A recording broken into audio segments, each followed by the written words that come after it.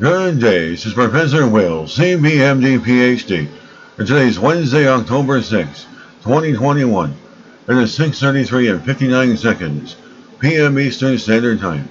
Today's research, polymer networks. So let's hop to it here. Intelligence emerging from random polymer networks.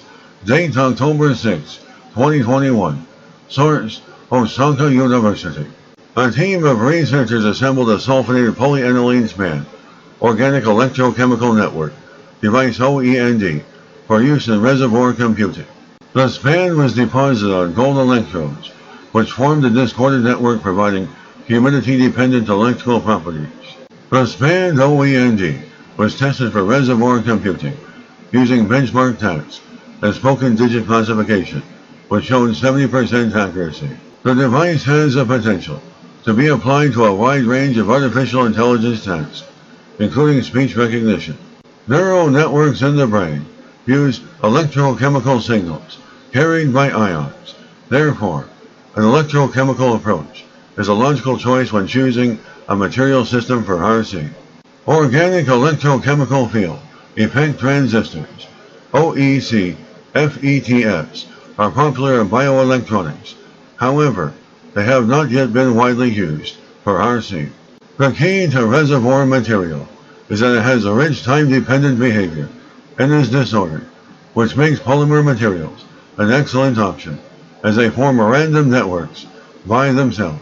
Polyaniline is a promising polymer for RC applications because it is easy to polymerize, has good stability in the atmosphere, it has reversible doping-de-doping behavior, which means its conduction can be halted. The researchers investigated sulfonated polyaniline span, which in addition to the advantages of polyaniline, has high water solubility and self-doping behavior.